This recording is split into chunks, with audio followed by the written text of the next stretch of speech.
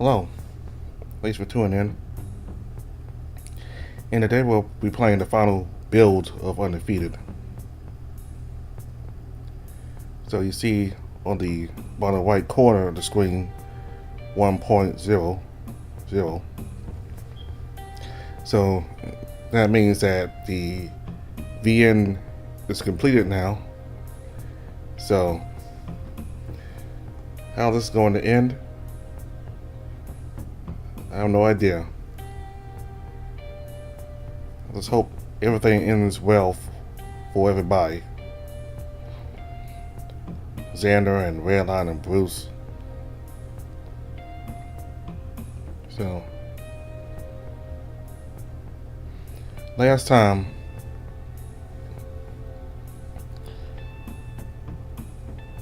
Bruce and Xander had their match, and Bruce decided to forfeit the match and hand the victory to Xander. After that, security guards went into the arena and tased Bruce and dragged him out. They also tased Xander to prevent him from coming to Bruce and the guards.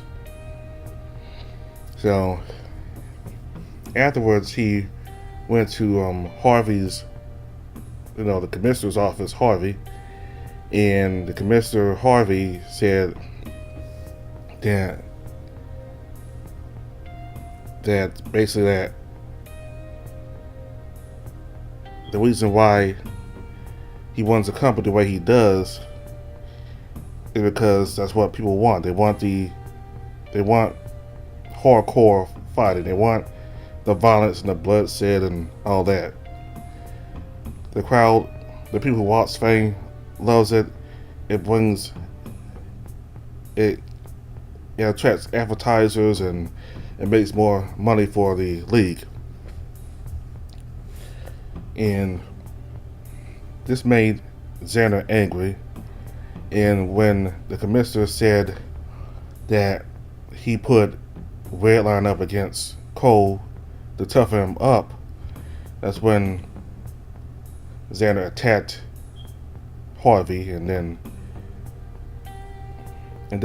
Harvey was able to fight Xander off and threatened to have a lawsuit on him. So he sentenced him to a fight. If the commissioner wins, then he'll drop the lawsuit. It doesn't say anything. He didn't mention anything else about what would happen to Bruce and Redline if he won. If Xander wins. All he said was that if Xander won, that he would drop the lawsuit. So I'm going to go ahead and start now. The final build and Undefeated.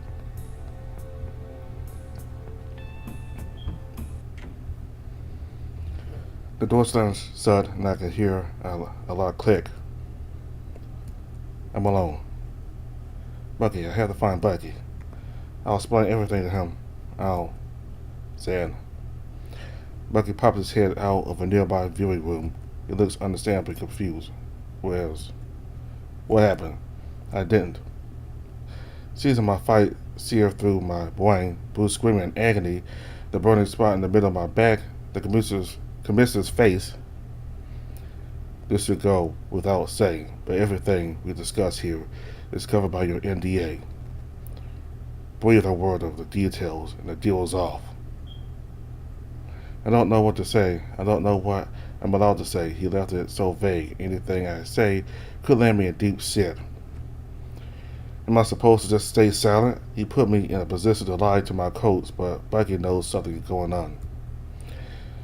What is he expecting? Why am I the one that has to work around all these insane rules? It feels like nothing he says makes sense. I'm frozen in place in front of Bucky. I already know it's been a bit too long to be natural. It didn't what? Where's Bruce? Staring at the ground, searching for an explanation, and come up dry. How am I supposed to come up with an explanation for what just happened without breaking my contract? Zan. His hand is on my shoulder. I slow my breathing down. It got canceled. I already know he doesn't believe that for a second. I don't believe that for a second. My shoulders raised in an exhausted, half-hearted shrug. Talk to me, Zan. I can't even look him in the eyes. I don't want to lie to you, but I can't tell you the truth. Recognize. Can you at least tell me what happened? If I say anything, he'll fire Bruce. I'll fuck over my future red line. Bucky wraps his arms around me. It's kind of cold in this hallway. I guess I've been shivering. I only notice it now that I have someone warm holding me. Bucky's arms hold me tight and calm my breathing. His hands glide up and down my back, and I can finally catch my breath. Until his hand traces over my back where the guard held his stun rod against me. I flex against his touch, and I think he felt how wiry my fur is in that spot. The hug breaks. His eyes meet mine. A combination of fear, concern, and anger mixing on his face. Bucky's thumb and forefinger rub together, thinking. His fist clenches tight. He pats my shoulder. Let's take a walk. I can tell he's trying to act casual, but his voice is filled with tension. His breathing is heavy, too. We walk briskly toward the immersion chamber. He's silent the whole way through. I almost feel like I'm in trouble. He takes me to the ocean side. There's a few guys here, but they're off drinking on the patio. Bucky takes a slow, deep breath. We watch the ocean for a few seconds. It's a nice view, isn't it? Yeah. So, what happened? I want to speak up, but I feel like the cameras and microphones could probably reach this far out. Still nothing. I was hoping the waves would cover up any sound in case someone's trying to listen. Let me see if I can work this out then. Do you have your fight with Bruce? I shake my head, slight enough that a camera could probably have trouble seeing it from this distance. So, something else happened. Do you know where Bruce is? I shake my head again. He lets out a sigh. And your back, does it hurt? Another shake. Well, that's good. There's an old man involved. The commissioner, I nod. Of course he was. He's really got it out for you, huh? I vigorously nod my head. He chuckles. Yeah, makes sense that you probably can't do much talking then. You stay out of the ways for a while. I still feel like I've let him down, but something about his presence makes me know I've got nothing to be ashamed of. How are you feeling? Tired. Yeah, I don't blame you. Now time to rest. I got a fight in 2 days. Oh? With who? I can't say. I just looked down. Oh. He pulls his arm around me and pulls me close. Bucky lets out a long, slow sigh, one that sounds more concerned than anything else. That's big. And talking about it will land you in more trouble. I'm getting tired of nodding. You okay? No. I give in. I don't know what I did wrong. It feels like everything's just rigged. Bucky holds me and let the tears roll down. We try to do the right thing. Nothing's working. I just want my friend to be okay. He just hurts me tighter. This sucks. I'm so tired. I want to be done. I don't want to fight anymore. I know. But if I don't, Bruce is fucked, and I'm fucked, and Redline. I take a deep breath. I don't want to think about what will happen if I don't fight. And then I break. Bucky holds me against his chest and I stain it with my tears. Everything rides on this. My future, Bruce's career, Redline's life. It's 2 months. So all I can do is cry. Poor Bucky, he probably has no idea what to do with me. His students are suffering. There is so little he's able to do. I'm sorry. Shh. You're okay. You don't deserve this. He scoffs. What? You're the one that's had to put up with this shit for months. You don't have to worry about me. Sorry. He cradles me against his body as my crying peters out. You remember a few months ago, before your second fight with Bruce? We stood out here and watched the waves for a bit one morning. Right. You were a different person back then, Xander. A lot has changed. I was a dick. Heh, I won't say you weren't. But in just a few short months, I watched you get stronger. You opened up not only to me, but to Drayton, to Red, and Bruce. I saw your heart change. I saw how you started caring for your friends. How you went out of your way to make sure they were okay. And even now, you were worried about how I was feeling. You're the one that has a fight coming up. I sniff. I don't feel like I've earned these compliments. It doesn't feel like much has changed. Change isn't just about what happens to you. How you respond to it matters too. I'm so proud. I'm so proud to have you as my student. I look up to him. He's crying. Smile plastered across his face. No matter what happens, Xander, we'll make it work. We hold each other and let ourselves cry. After a while, we watch the waves in silence. So, 2 days. Just tomorrow, then the night after that is a fight. Sounds like we got work to do. Yeah. Of course, I probably don't even need it. I could win the fight here and now if he tried me. A big one spreads across his face. There's the attitude we need. No clue who this mystery opponent is, but he's got shit luck having to face you. We laugh for a bit, feeling the tension ease. I'm worried for Bruce and Redline, but there's not much I can do for them right now. Or maybe the best thing I can do is prepare. If everything is right on this, then I have to give it everything I have. Oh shit, wait, you probably need to see Drayton about the thing on your back. Fuck, you're right. Thankfully, Drayton was only a little bit upset. It was hard dancing around the details of what happened to us, but he seemed understanding enough. I get some gel to soothe the spot where I got zapped along while Stern talking too.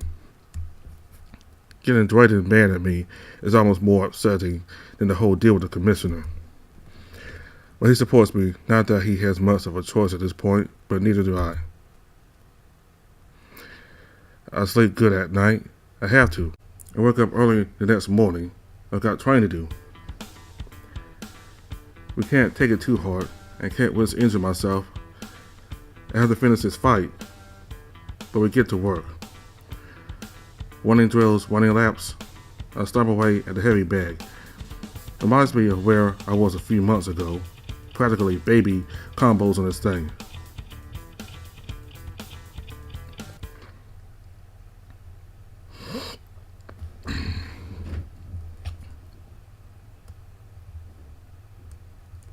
I wake up early the next morning. I got training to do.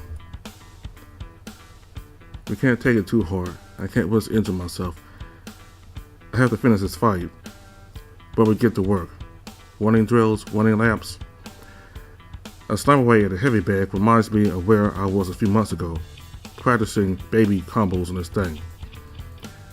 God wasted so much energy being mad at myself, all for something I didn't even do. All about something I couldn't even control, all this for a man that doesn't care whether I live or die. I'll make him regret ever hiring me. The bag shakes and settles frantically, and I step back, sweat dripping down my frame.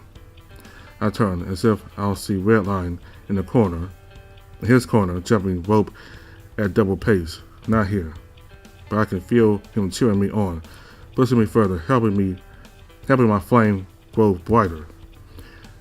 When you wake up, Red, I'm gonna have good news for you. But for now, good. Again. I bring my anger into the bag, my fears, my failures, my ways. There's no point in directing that inward. I don't deserve that. So many people that have been working their ass off to help me become a better person. It's my turn to pay them back. There we go. Say something for the fight, Zen. He laughs and claps me on the back. What do you think? You were ready to drop Bruce in your last fight. So whoever this guy is, he's getting carried out on a stretcher. I could hardly sleep the night before my fight, but with everything going on, my body just sort of gave out. Red, Bruce, I'm gonna get us out of here.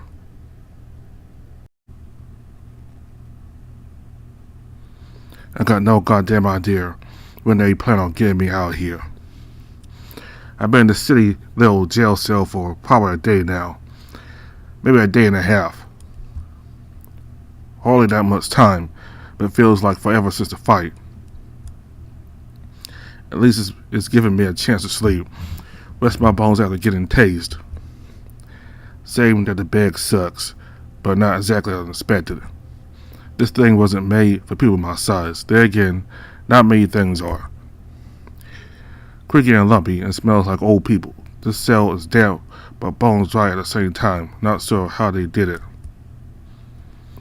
Cold too. I miss my heat lamps. Doesn't help that they didn't bring me a change of clothes. I forgot all my trunks and gloves from fight night. I sighed and leaned back, bobbing my horns against the cement wall. This sucks. As if I expected them to figure out what we were planning somehow. They always find out. Maybe I should have just handed in my resignation or not showed up at all.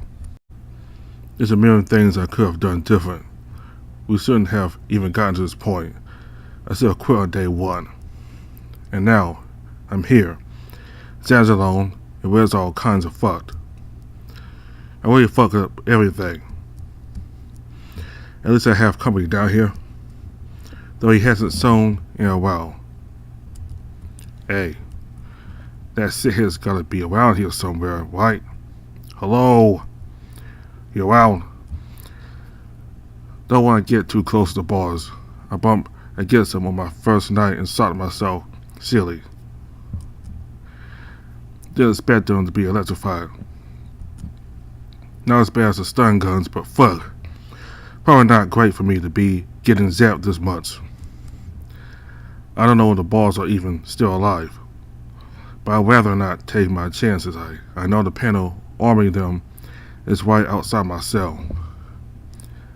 I hear footsteps. I hate that I know it's him just by the way he walks. What's up, big guy?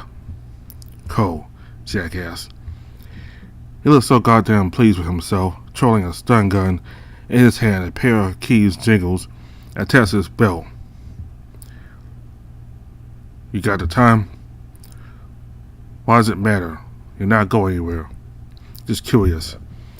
You seriously can't tell? The fuck am I supposed to tell time without a clock or a window?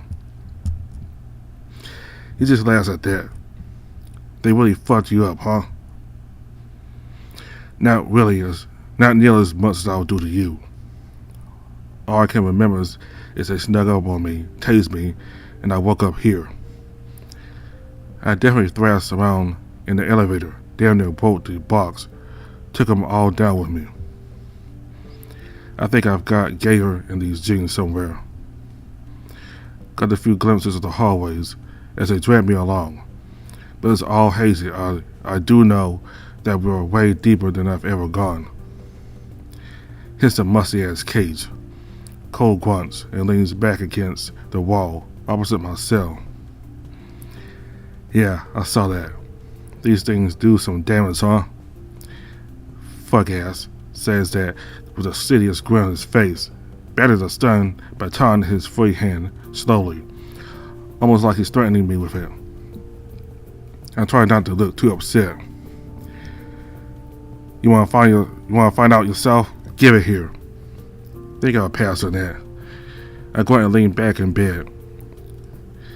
So when did you become a cop? Don't know. I think I have to go to school for that. This is just a temporary thing. Oh, mall cop, even better. He didn't like that one. Fail. In my defense, he's a piece of shit. I'm getting promoted, dude. Gotta be the new chap. Taking your place, commit said so. Takes me a second to figure out the implications that has. Old man's gonna try to get his shithead to kill Zan too, huh? Well, damn, sorry to hear or to be short-lived. Huh. What, you think I'm gonna lose? If it's anything like your last few fights, yeah. You saw me win the one last week, right? My heart drops to the pit of my stomach. He flicks the power of the stun baton and waves it around, almost taunting me. It was a slaughter, man. You should have seen it. Yeah? Yeah, dude. It was great. I hear he's coming back for a rematch. I'll fucking kill you. I'll break your silly little toy and beat you to death with your own 2 fucking arms. And breathe out. Cole will get what's coming to him in time. Focus on now. Focus on getting out. Getting Xan Red safe. But yeah, new champ.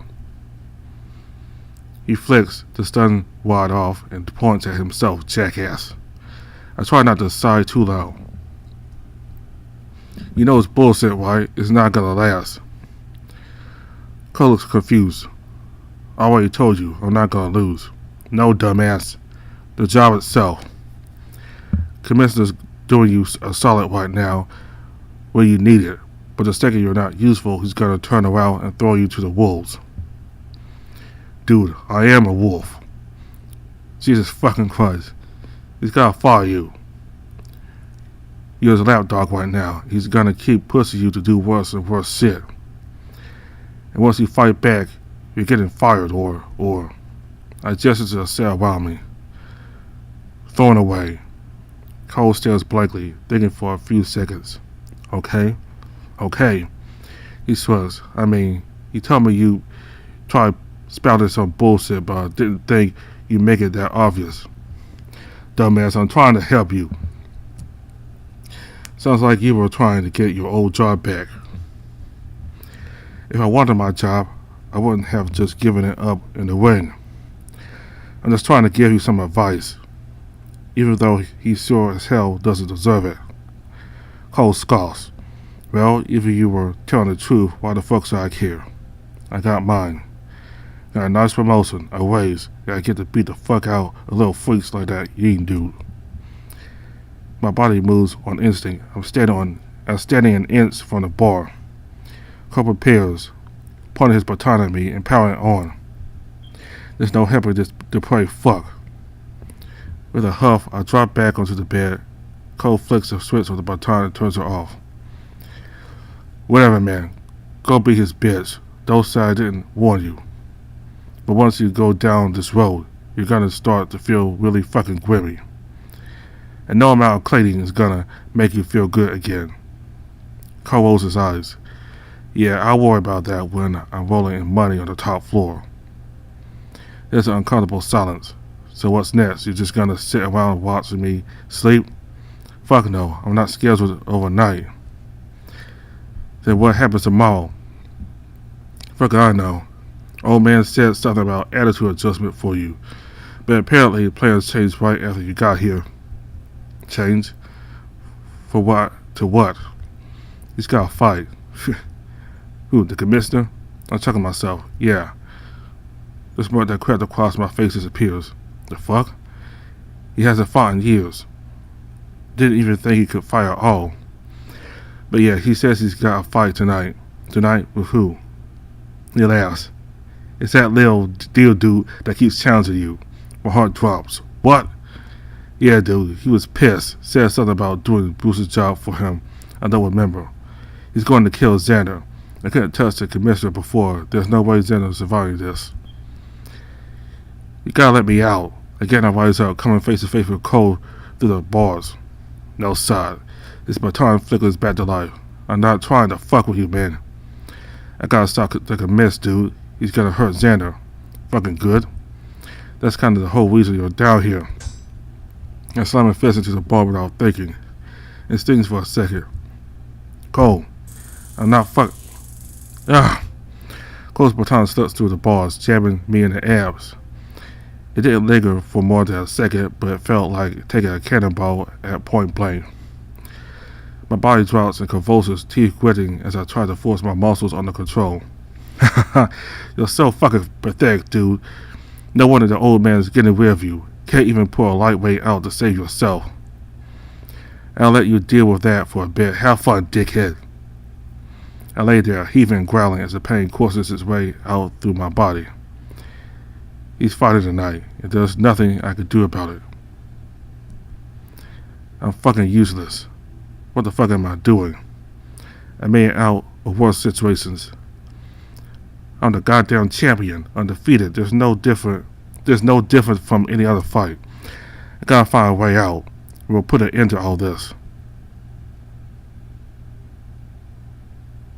So, this mystery fight, am I allowed to watch? I never really thought about that. Probably not, unless you know which arena is located in. I do not. And there wasn't any sort of official broadcast announcement. Security cameras, maybe? He thinks for a second and smiles. Can't say I know how to get into those, but we'll give it a shot. Appreciate it. Feels like this elevator's taking forever to come up. Bucket puts a hand on my shoulder. Breathe. You gotta do great. I smile and nod. Thanks. And this time I actually believe him. I'm stronger now, stronger than I was for every fight before this. It helps that Harvey's much closer to my size than Bruce is too, even though Bruce said he lost to him before the old man's had to have gotten weaker since then. The elevator door opens. I take a breath. Part of me doesn't want to step inside. Once I do, the doors are going to close, and when they close, that'll be it. Do or die time. I don't want to die. And let the breath go. I turn around, wrapping my arms around Bucky. He seems surprised for a second, then hugs me even tighter. Thank you for everything. You're the one that's been putting in work, Xander. Thank you for letting me be your coach. We hug for what feels like a little bit too long, but I don't care. I need this. I step onto the elevator and get one more look at Bucky. Knock him dead. I'll make you proud. The doors closed, just me and the attendant. Doing alright? Just going through a lot. Sounds like you've been busy. I was the elevator guy before your first fight. Oh, right, I remember you.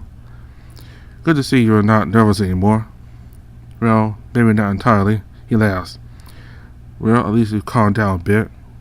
You were dead serious the last time I saw you.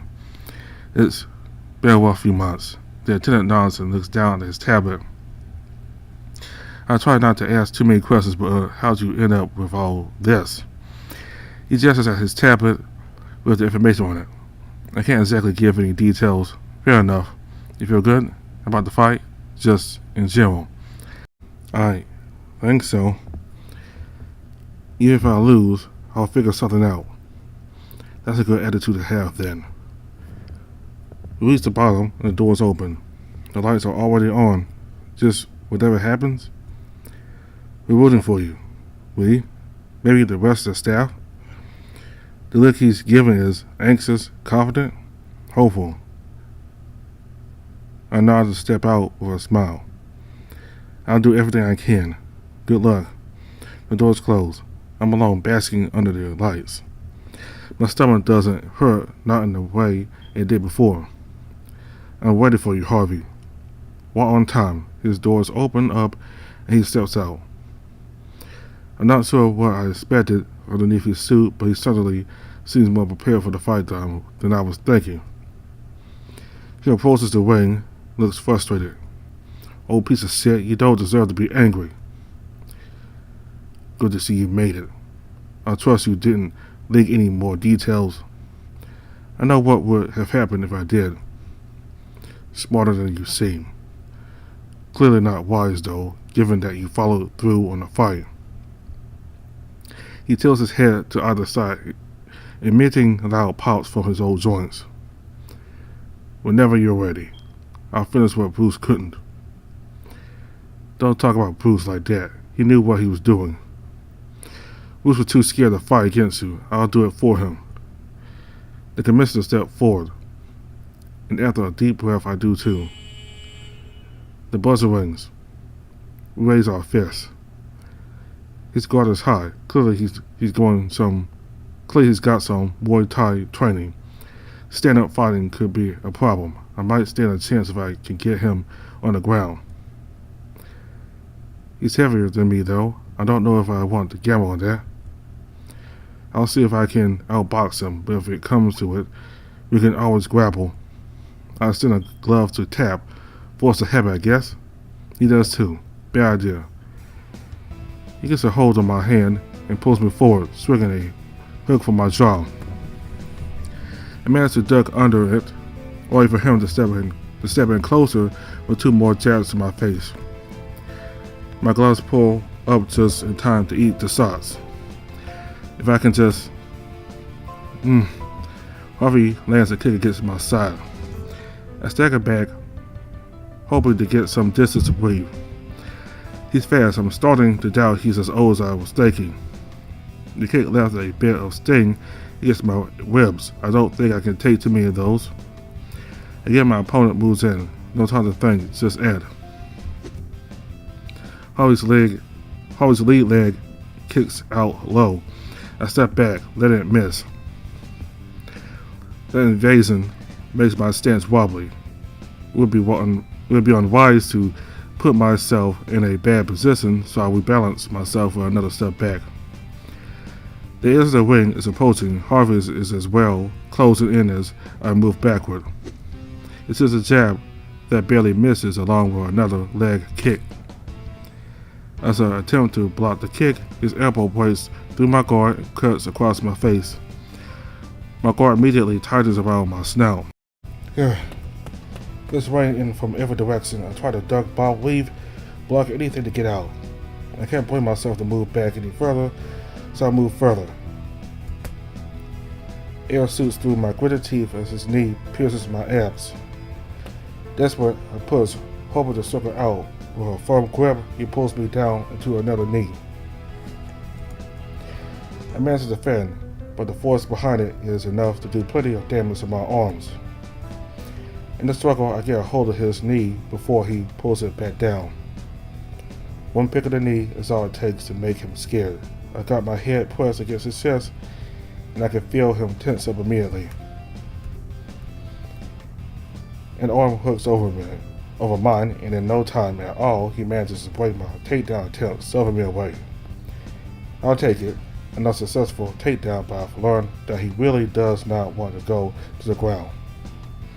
All I have to do is survive until I can get him there. My cheek tickles. I touch it and find blood dribbling down through my fur. The elbow must have done some damage. Too bad though, I can still fight. Whistle the sting, keep my heart pumping. Once the adrenaline dies down, then I can worry. But not now. Harvey's walking toward me, calm, the same deadly expression on his face. I try to match it, but I don't know if it has the same effect. Probably not. I'm really missing Bruce's teasing right about now. I put my guard up, and he does the same. He starts offensive, firing jabs for my face. With enough distance, there's no problem invading them, but I need to start firing back. His stance is strong, but his midsection is wide open. If I can start chopping away at his body, I'll be in a good place. A straight punch comes for my face, blowing right over my head as I duck. I stand my ground and send a combo to his body, finishing with an uppercut to his chin. The blow to his body land, but my uppercut misses, and before I can react, a knee lands against my body. I fold forward, spinning air out and trying to defend, but the blows keep coming. Punches rain down again, plowing into my guard. Each one stings against my skin, and the force quickly tears through my stamina. I'm getting back to the edge again. Harvey's size and speed make quick work as I turtle forward, scrambling to find it out. A knee pierces into my body again. I kick back, but I know I'm outside the ring. Maybe I can sneak to the side. Again, the knee plows into me, finding its mark in my solar plexus. I can feel my limbs trying to go limp, but not before Harvey gets a hold under my arms. He leaps up, firing an E aimed for my chin. My gloves blocked away, but the sheer force behind it is enough to shake me. Harvey, Harvey hisses, this time pulling my head down into the strike. Not sure how, but the knee slips through my hands, finding its mark against my nose. Feels like something breaks. I lose myself for a moment. My head feels heavy, and I can't seem to get my body to cooperate. It all feels kind of fuzzy. He tries for another knee, I think. My guard holds it at bay, but just barely. Blood sprays off as my gloves slams back into me. I can't let him get another one in. With a clearer mind, I get a hold of his knee before he pulls it back down. Again he goes to defend it, but I act too fast, turning to the side and throwing the old man to the ground. But with the grip he had on my arms, I don't exactly get the advantage I was hoping for. He pulls me down, but in the heat of the moment, I manage to slip through his arms and fall back onto my ass. He scrambles to mount me, and I stumble back to make space. He was ready for me to take him down, and I don't know if I want to get on top when he has a hold on me. So I opt to get to my feet instead. He rises too, looking more annoyed than he was before. I really need a second to catch my breath. My nose is bleeding bad, clogging my snout, forcing me to breathe with my mouth open.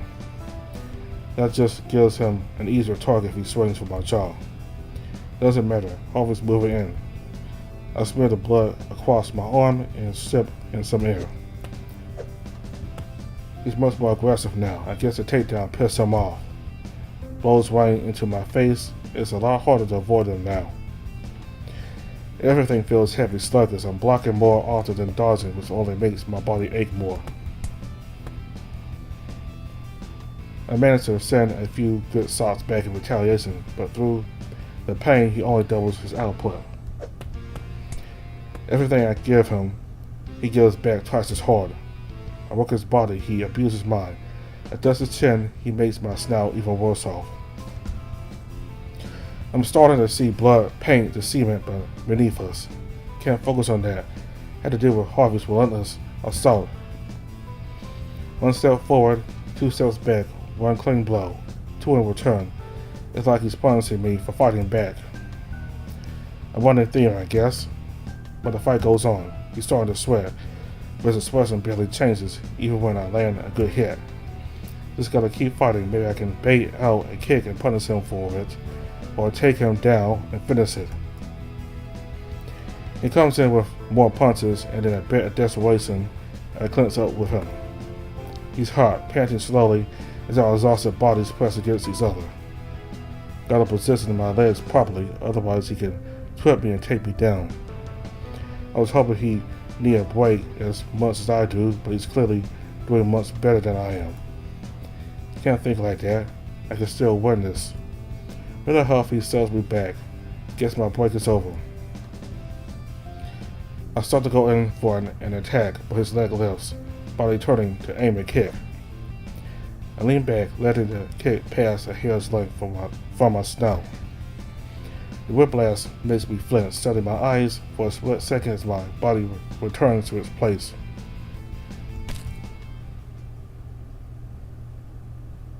Everything goes fuzzy. Blood sprays as my head cranks to the side, followed shortly by the rest of my body.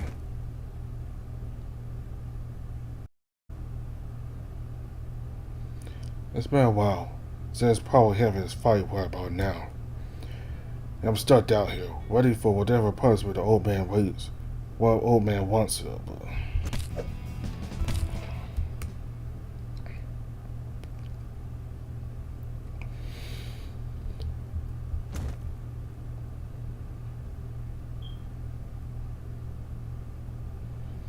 it's been a while since probably having this fight right about now. I'm stuck down here, ready for whatever punishment the old man wants to throw at me. As if getting shot ain't enough. Bored as hell, nervous as fuck. Guess it would be asking too much to have a radio southern playing. It did give me plenty of time to think about it, everything, so I guess they got what they wanted out of me. Rehabilitation works. But I'm kind of over sitting around and thinking about what I've done. I spent too much time feeling sorry for the silly choices I made. I need to take action. I gotta take responsibility. Xander's fight, Redline's injuries, it all happened because I wouldn't stand up to Harvey. So, first step, getting out of the cell. Maybe I should try calling out again.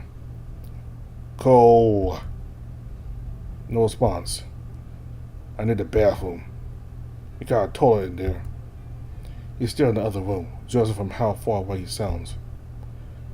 Sit's busted. Just hold it. Till fucking when? I hear a sigh followed by heavy footsteps approaching. Here comes the annoying part. I fold my arms over my chest, hiding my hands in my armpits. Just pray he doesn't notice I'm not wearing my gloves. What do you mean it's busted? I mean it's busted. I flushed it earlier and it didn't fill back up. Flush it now. Fuck, I didn't expect him to think about it. Figured he just opened the door to come in. I turned around and flushed it with my foot. Sure enough, it works fine, and I look like a jackass. Cole just snorts and starts to walk away. Hold up. What? I'm gonna miss the start of your little boyfriend's fight.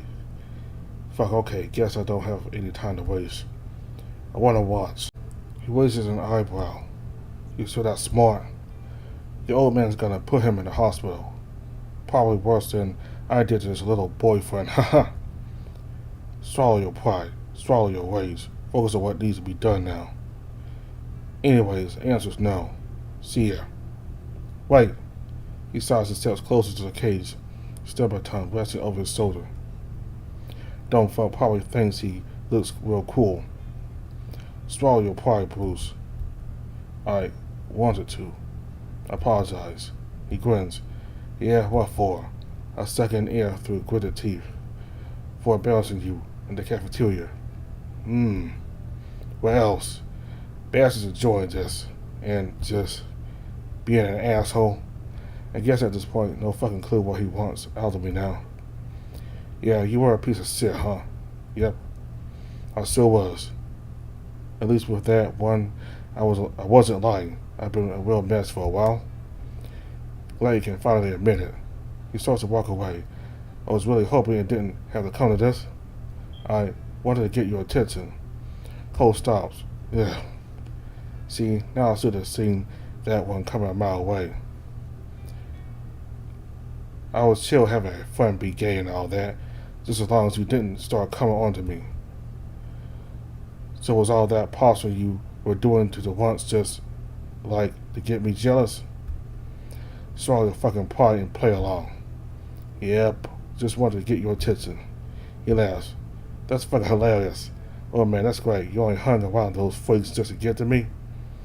I mean, I never strained that way in a million fucking years, but you had me fooled. I thought you actually liked those little faggots. My hands clenched tight. Fucking swallowing. I'll tell them all the nasty fucking fantasies I had about you. But after Red told me how small your dick was, hard fucking pass.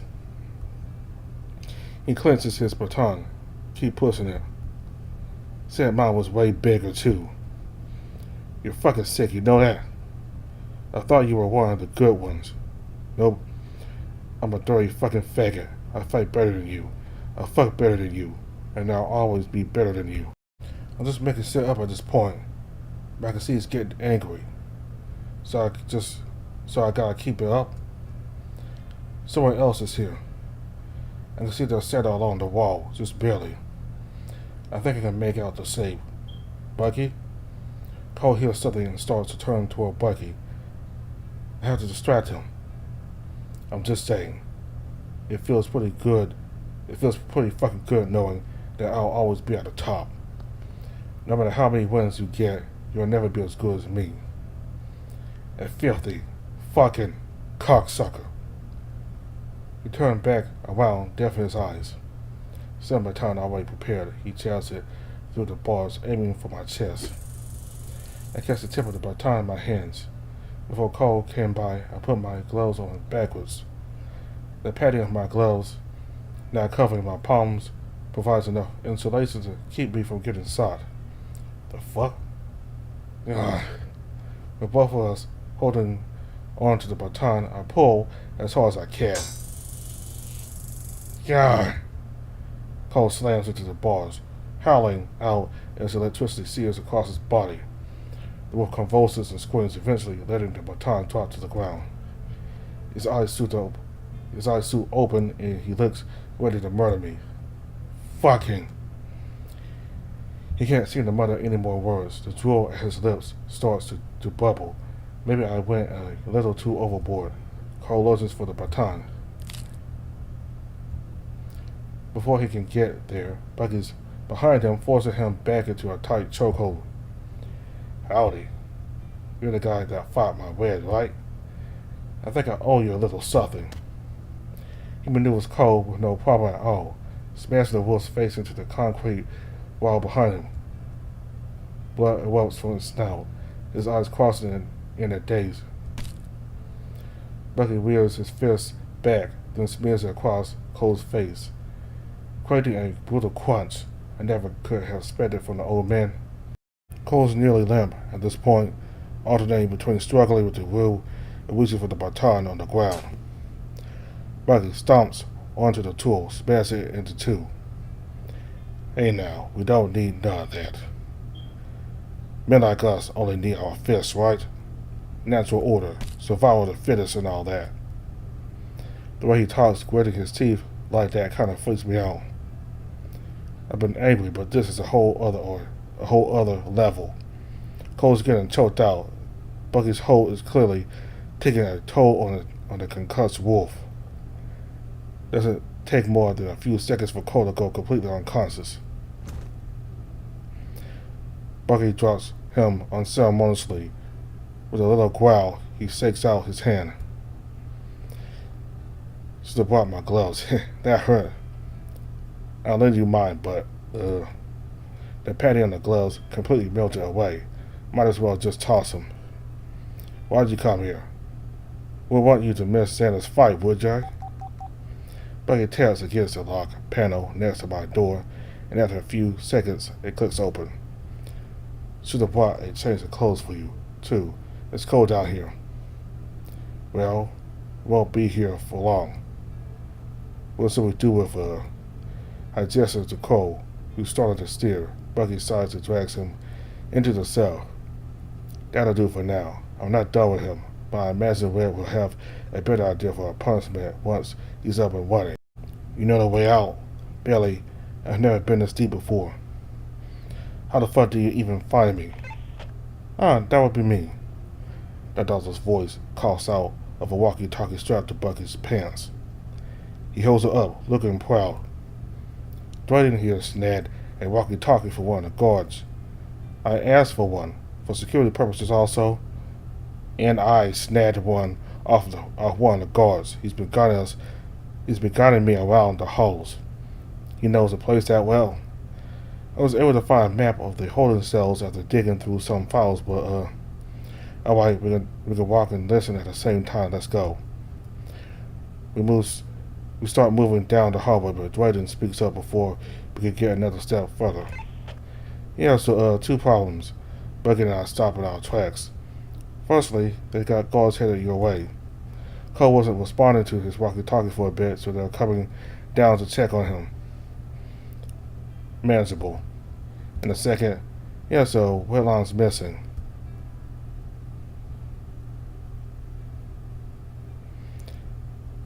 I hit the ground. I'm supposed to be fighting. What hit me? Fuck, this hurts. I'm on the ground. I'm still bleeding. Out of instinct, I back up, suffering on my backside as fast as I can. The concrete scrapes against my skin. I got a migraine, feels like. What hit me? At least I can breathe now. My nose clear of blood for only a few seconds. As I move, I can make out the shape of the commissioner. He kicked me, and then I got hit. My guess is he followed his spinning roundhouse into a tornado kick. I can hear my heartbeat pounding away in my skull. Fuck. Right, the fight. My body moves without thinking, thankfully. Harvey's kick needed time to recover, so he can't follow up. He was probably banking on it putting me out cold. It almost did. I'm surprised. That's broken. It feels like I might have. I don't want to give him the satisfaction though. He approached his glaring blade straight through me. You think too much. You should have done your thinking before you got down here. What does he mean by that? I looked down and realized I'm barely outside the way. I have to get back in before time runs out. I step forward, but the commissioner shoots out a teep kick. His foot lands flat into my chest and the force sends me a few steps backwards. In hindsight, you shouldn't have taken the fight at all. You're not ready. Circling around him doesn't help. He's standing at the edge, tracking my every movement. The exhaust is weighing down on me already. As soon as I get close enough, he fires a volley of fists for my face. They crash into my guard, but another teep kick sends me onto my ass. He spits out a laugh, but I suppose he should have thought about that before he swung for me. In the race, exhausted, I charge and planting a foot inside the circle. His knee fires up like a piston, breaking through any defenses and holding my midsection. I pull away, but he holds me in place. Weak. Pathetic. Insubordinate. And these plow deeper and deeper to my solar plexus. Any oxygen, any energy, any fire I have left is beating out through my core. I pray for this to end. Another knee, this time smashing into my snout. I can't react. I have nothing left. Harvey lets a vile snarl escape, brutalizing my face with one more knee. And as my limp body collapses to the floor. I'm bleeding a lot. This hurts. Everything hurts. I breathe out with a gurgle of blood. He's probably gonna kill me. I don't want to die, please. I want to see Red one more time. I'm sorry. I'm sorry I was a bad son, Dad. I'm sorry I was a bad friend, Red. I'm sorry I was a bad father, Harvey. When the ringing in my ears subsides, I can hear the commissioner mumble something. Hear me. I told you to get up. Get up. He wants to keep this going. So I might as well listen. Maybe he'll let me live. Somehow, through some sheer force of will, my foot plants itself on the ground. Slowly, I come to standing face to face with the blurry double vision of the commissioner. I know I'm off balance. I know I can barely breathe right.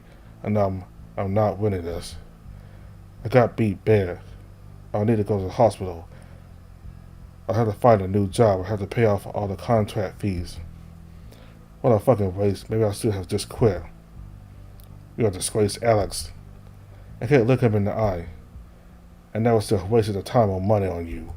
I know. Fame would be better without you. Redline will be too. Don't look at me like that. At least try to look strong for the cameras. I am strong. Now, put your hands up. Make it look like you're worth fighting. I am worth fighting. I deserve to win more than you do. You're quiet. No more outbursts. Maybe finally learn your place. Fuck this. My place is above you. And I fought too fucking hard to still end up at square one. Fucking takes a fighting stance inches away from me. We're out of the way. Goodbye, Alex. Enough! My overhand crashes into Harvey's snout. He tries throwing it straight, and I slipped under it. I refuse to let you speak to me like this. Harvey's nose breaks, blood loosening from his snout. Let's see if I can't break that jaw too. Time resumes. The old man is guarding up, but not before I whip a hook into his cheek. Yeah. He's staggering to the side, clearly dazed, or at least a little bit surprised. I waste no time following up, chasing him to wherever he tries to stand. You won't get away from me. You brought this on yourself. His fist stood out, but some kind of sixth sense is carrying me. I flow around him, pivoting on my feet to punish every opening he gives me. Jab to the chest, hook to the ribs, uppercut to keep his mouth closed. I can't waste any more time feeling sorry for myself, and I will never let anyone treat me like that again. Because I'm going to fight until my dying breath. You. His stance is broken by a well-placed knee to the center of his torso. I know that look on his face, I feel the wind get knocked out of me plenty times. With desperate pause, he grapples for my knee, probably trying to take me to the ground. If I can just grab hold of his head, I start down, freeing my leg from his grasp. I pull down on his head, leaping up with my knee to meet his snout halfway. Yeah. I feel bone and cartilage crumple over the force of my knee. Harvey's frame shudders and his arms go limp. His legs are shaky. The both of us hit the ground, with me tackling him down mouthing his frame. His gloves move up to guard his face, but they're easy obstacles to move. Blows raining down on his face. Everything hurts, but I fight through the pain. Not just because I have to, because I want to. I want to win. I want to live. And if I have to fight to make that happen, I'll fight every fucking day. I'll fight for myself, for Bruce, for Bucky, for Drayden, for Redline. For every person slated to be broken in this useless, toxic, endless fucking cycle. And I won't stop fighting until I win.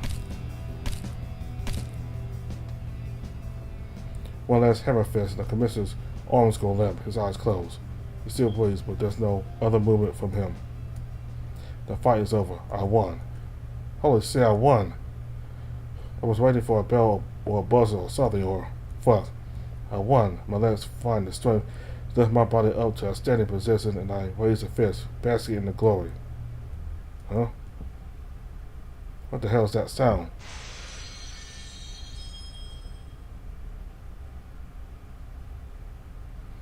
I'm not sure how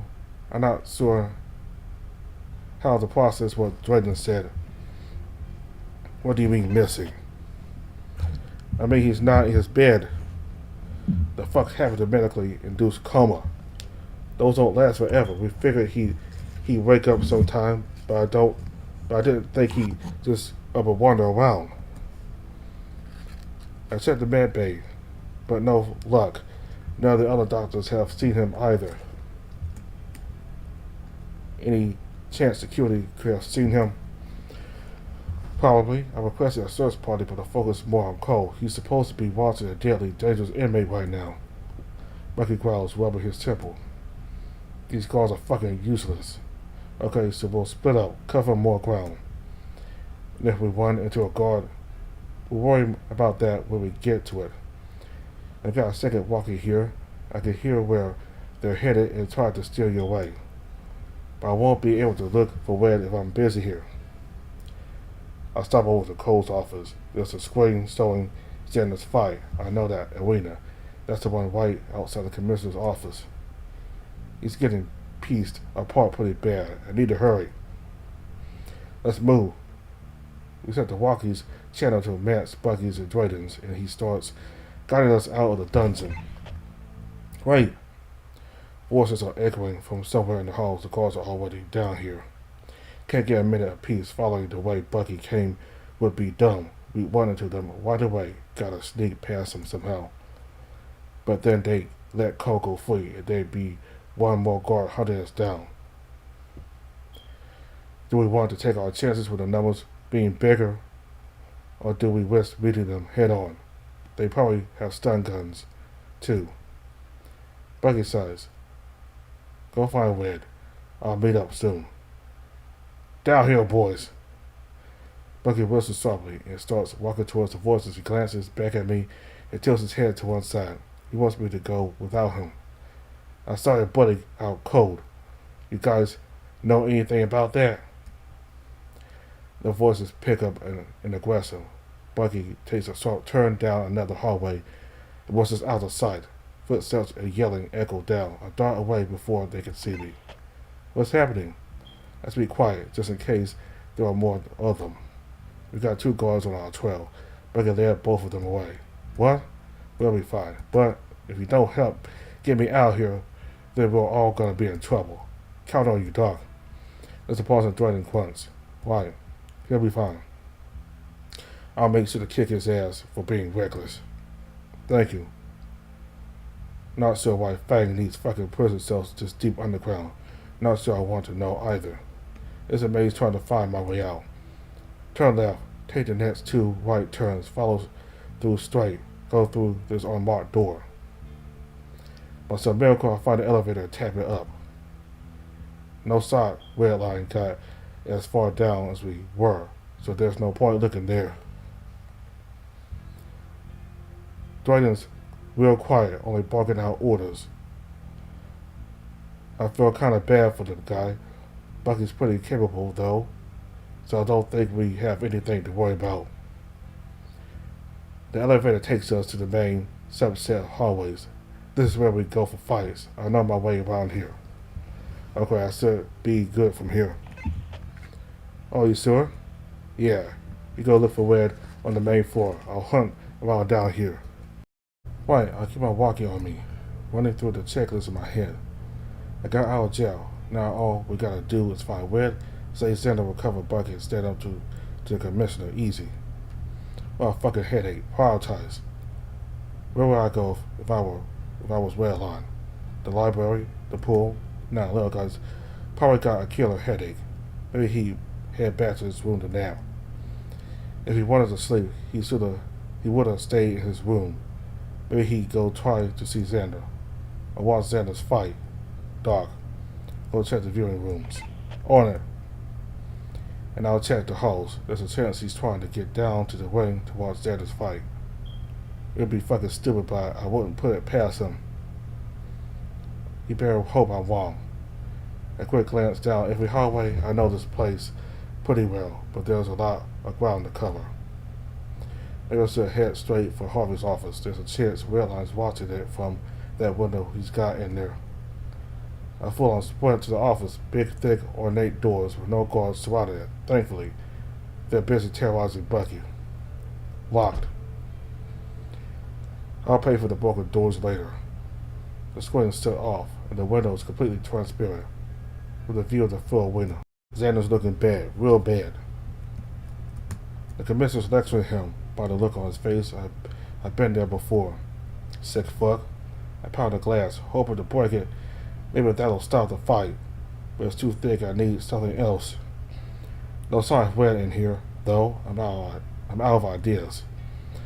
I turn and get one last look at the fight. Both of them are stanced up. Yo, Doc, any news? Nothing in the viewing rooms. Any luck on your end? My heart starts to sink, watching Xander and Harvey face off. I'm sorry if I can't do more for you right now. Nothing. Have you tried the beach? He loves that place. I'll head there next. Can you head up to his room just to cover more ground? Yeah, I'll.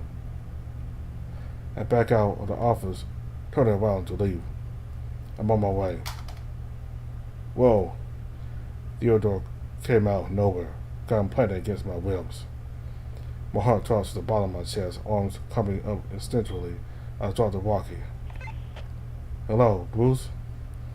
I've never had a fucking gun pointed at me. I don't know what to say. What to do.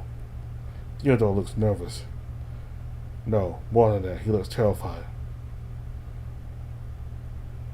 What are you doing, Ted?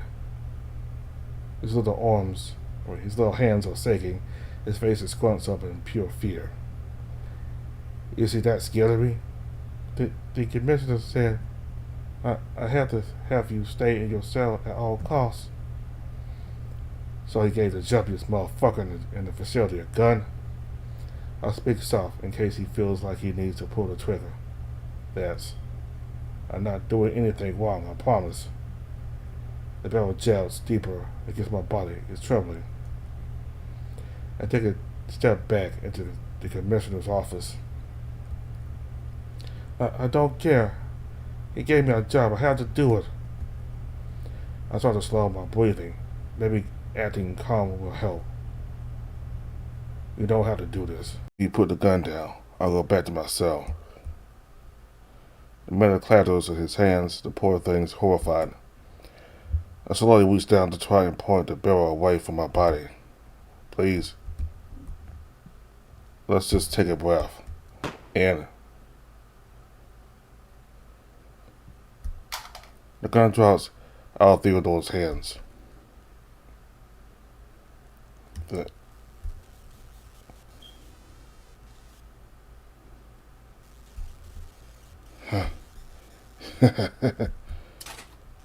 I stop with a gun, embracing two. Cheap piece of shit. Ted, I think he dropped something. Not a big fan of getting shot at, even if he missed. But at least a bullet left a sizable crack in the glass. And I've got a mallet to finish the job. And I got a mallet to finish the job with. Comes with handles for easy gripping. I smash the weapon's face into the glass a few times for good measure. Once he's good and knocked out, I throw him to the side. That's to keep him busy for a few seconds. Hey look, my hands are shaking too, just like Ted's. Funny how getting a gun fired at you will do that. I grip my hands tight, take a deep breath, and smash my foot into the bullet hole.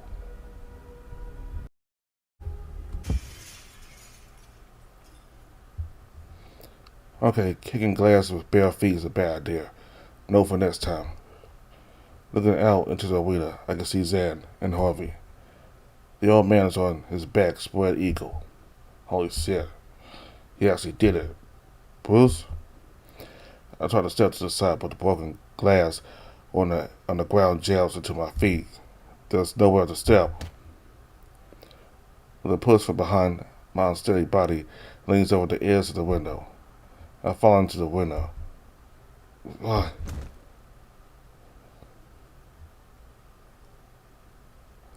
Bruce! I stumble over the commissioner toward the dinosaur. That must have been a 10-foot drop. There are shards of glass everywhere.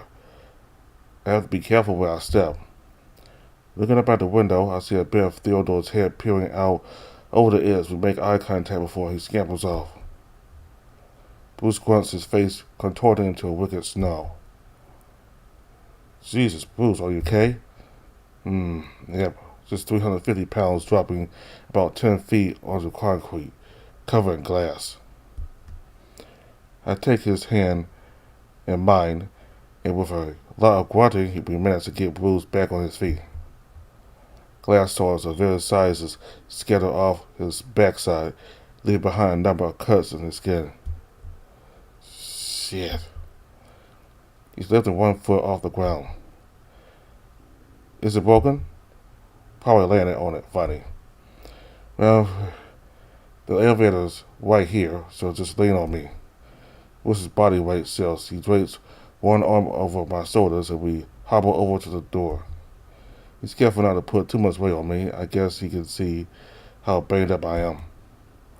He taps a panel hidden on the side of the frame, presumably calling the elevator down. I didn't know that was there. You look like hell. How's Harv? The pain in my nose stings when he says that name. I wipe a bit of blood away from my lips. Oh, you know, same old. How is, I actually don't know where he's been for the last 2 days. Jail. Suck. Bruce's breathing starts to get heavier. The pain must be taking its toll. Well, we can get you to the med bay and... Yeah. In an instant, his enormous frame pulls me into a hug. I was so worried. His whole body is shaking. I can barely support his weight. But through all the damage I've taken, I stand tall and let him lean on me. Bruce. The arms behind me get tighter. His breathing becomes more labored. He's warm. You did it, though. You beat him. I never could, but you did. I'm so proud of you. Pulls back, hands gently tracing my shoulders. Bruce hunts forward, every breath moving his whole body. That doesn't sound good. Bruce, no more fighting. From now on, let me protect you. Shock penetrates Bruce's face. He gasps and staggered breath before anger returns. He turns, roaring, his claws slicing the air behind him at the commissioner. Yeah. With a second strike, Bruce's frame folds forward, jet knife over Harvey's arm.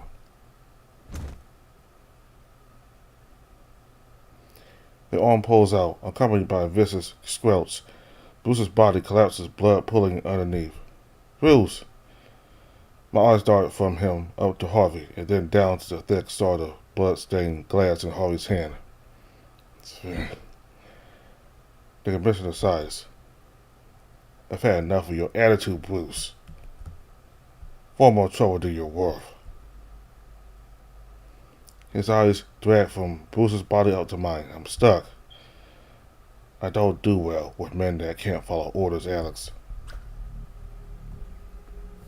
Without any warning, he lunges for me. I stagger to the side, narrowly avoiding his blade. I run out of options. I have to get Bruce out of here. I have to get out alive.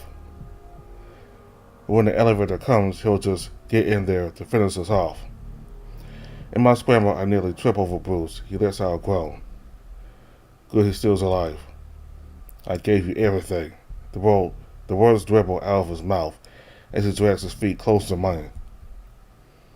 All I ever asked was for you to do what I say. But if you can't follow the simplest of instructions. Harvey's foot stomps against the cut in Bruce's back, forcing a roar from the man. With Bruce heaving muffled sobs, paws clutching his abs, Harvey's dead gaze leers up at me. Then you'd be better off dead. Again the blade lunges for me, and I move back. I can't afford to defend against these. Any cut could be the end. He swipes and I dodge. He stabs and I sidestep. If I stay close too long, even striking him could give him the opportunity I needed.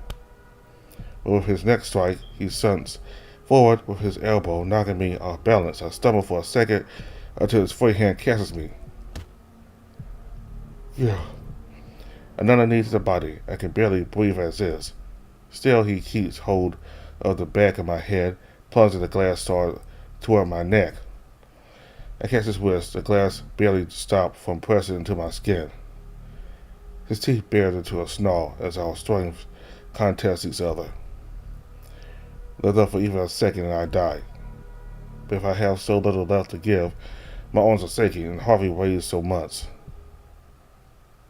I'm sorry. I'm tapped out. I'm sorry, Bruce.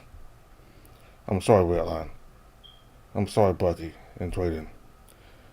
I'm not winning this fight. Zan! The force pressing the tip of the glass against my skin pauses. I can finally take a breath. My eyes and Harvey's head crane to the shattered window overlooking the arena. There, leaning over the edge of the frame, stands Redline. He takes a labored breath. Fuck him up. A glint of glass flickers. I lean my head back as the sword swipes at me again. Harvey's foot lands in the center of my chest, forcing me backwards onto my ass. Grandpa, stop! You're finally awake. Motherfucker's never going to leave him alone. Harvey turns and walks towards the window. You've had a whole week off, Redline. I think it's about time you got back to work. Red stutters and swallows and shakes his head. I'm quitting. I'm afraid I can't allow that, grandson. Remember who gave you this job. Plenty of skilled fighters will have killed for a spot and fang. You're not in any position to give that up. Besides, I'd hate to have to send you back home to your father. Fucking monster. Redline can't even look him in the eye. He looks exhausted. Now get back to your room. You have a fight in a week. I charge for him, aiming to tackle from behind. Or else I'll have to issue disciplinary measures. A blade slashes overhead as he turns to face me. I get a grip around his waist, but he manages to stunt me away. He's off balance, unfocused. I have to attack now. Blows right against his body, desperate to do any sort of damage. Anything to stop him. The glass retaliates, swiping and stabbing into any space it can find. The sword tears against the back of my forearm, skin splits. Blood leaks out. Doesn't matter. Fight until the end. I will not let him hurt another one. I will not let him hurt anyone anymore. One swipe misses. I plant a fist against his ribs. His solid frame quakes. An invaded stab gets an uppercut to the jaw in return. Again, the blade swings in a high arc, with enough force to carry him to the side a few steps.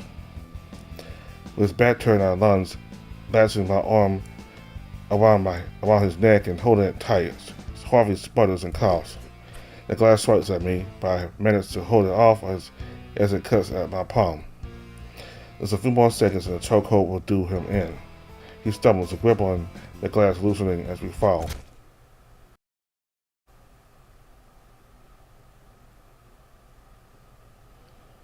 We drop together. My head rocks against the concrete. Everything goes dark for a second, but when it comes back into focus, I see the commissioner laying on his side. The piece of glass he was using got dropped into the scuffle, and when he fell, he landed on top of it.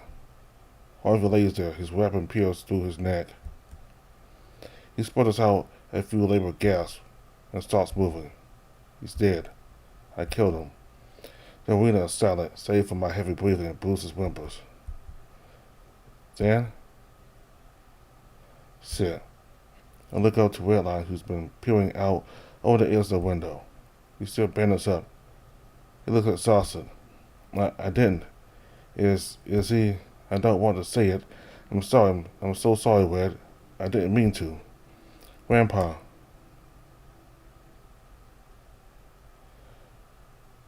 Redline wobbles in place and goes limp. His body slowly slips over the edge and he starts to plummet towards the glass, covered concrete below. There's no way he can survive that, not in his state. My body moves on its own. I can't save Bruce. I might not save myself, but I can't let you get hurt. My blood streaks across the floor as I leap to the glassy field below Redline. I can barely reach him in time. My arms catch his flame, his soft, warm body safe against mine. The glass bits on the floor sweat into my backside. My body refuses to take in air, started by the sheer pain overloading my nerves. My body, too, sought to let me scream. Xander! Short, furious breaths shoot in and out of my mouth. The pain stabbing to my back is too much to bear. No, please, Xan. Air refuses to enter my body. I feel like I'm choking on blood. My face is frozen in a grimace, tears streaking down my cheeks. I can't move. I've been fighting for so long. I gave everything I had. Sorry. Xander! It'll be okay, Red. It's better now. We're safe.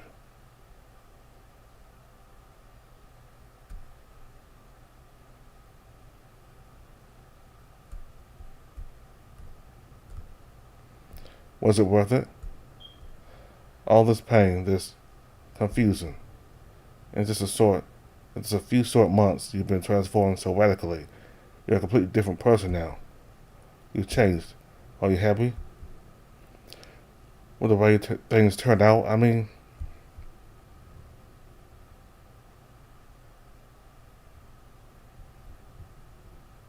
yeah. That's good to hear. Would it be okay if you kept fighting for just a little bit longer? I know it's unfair to ask, and I know it's a big responsibility, but I think in the end you'll be glad you did. And if things ever get this tough again, just remember everything you've gone through so far. And remember that you survived.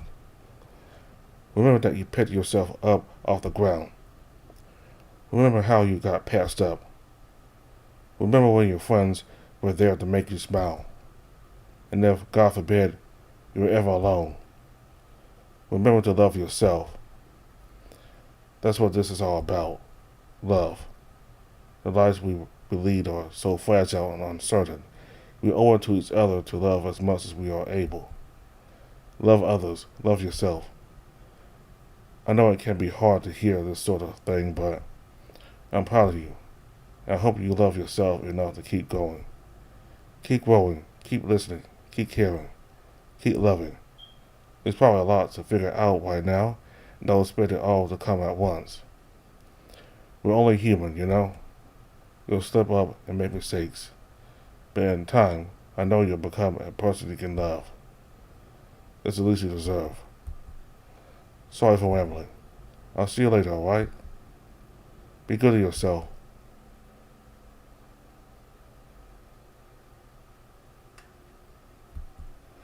I'm such a fucking idiot. I'm sorry. I should have done everything differently. And if I had the chance to do it all over again, I would. No, that doesn't sound right. I'm focusing too much on myself. I'm so sorry I was selfish and why is this so hard? I can't seem to break the habit. Just take a breath and move on.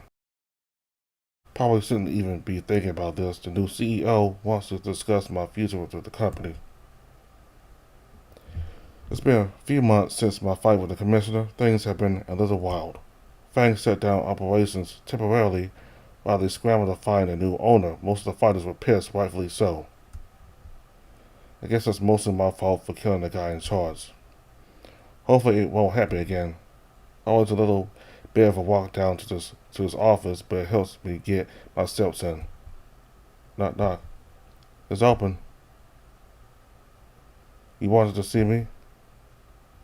Yeah, man. I'm bored as fuck down here. I smile back at him. Sounds like the new job is working out well, then. Red chair creaks as he leans back. Yeah, dude, it's only been a few months and there's so much to do already. Sounds like you need a vacation. That's true. I dropped down in one of the XXL beanbags. Red had things for the side chairs that normally sits on his side of the desk. So did you actually need me for something, or were you just bored? I mean, this job is super boring, but I did want to see you. I got the rest of the month off. How'd you swing that by the boss? Hope my dry wit comes across clearly. Please, Ender, I call the shots around here. With his arms crossed behind his head, he leans back in the chair, but hurriedly scrambles to regain balance when the chair almost tips over. How did you even get the job in the first place? You feel overqualified. Well, after the whole incident, sorry about that. This happens all the time. Does it? Grandpa's will had all his shares in the company transferred to his next of kin, which would be my dad. And after everything that happened with me and Cole, my siblings all bullied, convinced Dad in transferring the shares to me. So yeah, he was a majority shareholder, which means that I kind of own the company now. How do you call yourself the CEO? That sounds cooler. Does it? I'll be honest with you, nothing about this job is cool. I have to sit in meetings, I look at documents, and talk to other shareholders. Gross. Ever since the incident with Harvey, Fang put a hiatus on our professional fights, essentially shut it down until we could get things under control.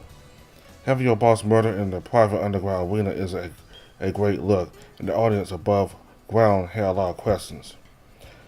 I'm lucky enough to have stayed out of the spotlight for the whole thing. Realized lawyers hid my identity pretty well. Though even if I did get a lot of attention, I can always just hide underground until it blows over. I'm trying to convince them to let us change the facility up. More safety protocols, better healthcare and security, maybe some new rules to help the guys all keep, a healthier mindset. Besides, it's a headache. Well, don't push yourself too hard. Don't push yourself too hard. I feel like Drayden would have a conniption if you worked 2 months and ended up in the med bay. Redline beams a smile at me. I'm on my 3rd lecture from him this month. We're only 1 week into the month. Going for a new record. He laughs a little, then looks to the side. How's everything? He's silent for a few seconds. Honestly, not great. Redline gets smaller in his chair. My shoulder and leg are taking a while to heal, even though I'll be pretty fragile. And the whole one eye thing could be a problem if something happens to the one that works. I don't know if I'll be able to fight Professor again. It's hard to look him in the eye. Will you want to? After all this, I don't know. Feels like I just lead to more trouble for me. It's hard to hear that coming from him. I know how excited he was to fight. I'm sorry, Red. Yeah, it's whatever. I mean, yeah, it sucks that I can't do things as easy as I could before. His mouth opens to speak, then it closes. A shaky breath exhausts through his nose. It really sucks. I don't like having to take breaks all the time. I don't like feeling like dead weight. I miss training, swimming, and fighting. It hurts. I can't stop thinking about how it might never get better, and I'm really scared that it won't, that I'll be like this forever. But I guess it's all a work in progress. Dwayne said there's a chance I'll make a full recovery. But yeah, I'm not doing so hot between that and the new job. I'm sorry, man. Is there anything I can do to help? Well, the hyena gets off his chair, hobbling slowly towards me. The cane he uses for support is decked out with stickers. Redline slumps down next to me on a beanbag. I know we said we'd take a trip when I had the time. So I was thinking we could go to my grandpa's beach house. Shoot the real thing. His head presses against the palm of my hand as I run it gently over his ears. Eyes closed, he lets out a breathy whine. Ah, so that's where we're going. Red had me pack a bag, but wouldn't tell us where the destination was. My retreat, of course. You really don't have to do that. I can pay for my part of the trip. Oh no, I mean, like, my family gave the house to me, so. And I already bought the ticket, so. Alright, that sounds great, but would it be weird for you if you had all those memories there, I mean? I mean, think about that.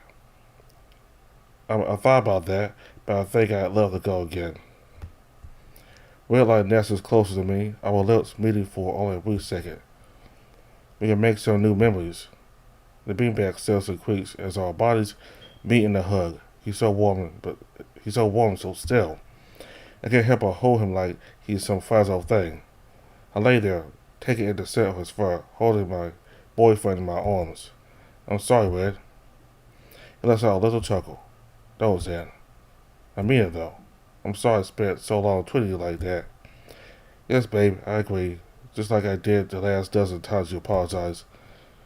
It was really cute how you reacted when I read that text back to you. God, that was embarrassing. It needed to be said. Well, I'm just glad you finally opened up to me. Hopefully it doesn't happen again. What, you opening up? No, me needing to apologize. He laughs and kisses my cheek. Well, if it does, I'm sure it'll be about something much less worse. Like killing my grandpa. Oh yeah, I'm really sorry for that too. It's okay. Sorry he tried to kill you. We both pause and then he laughs.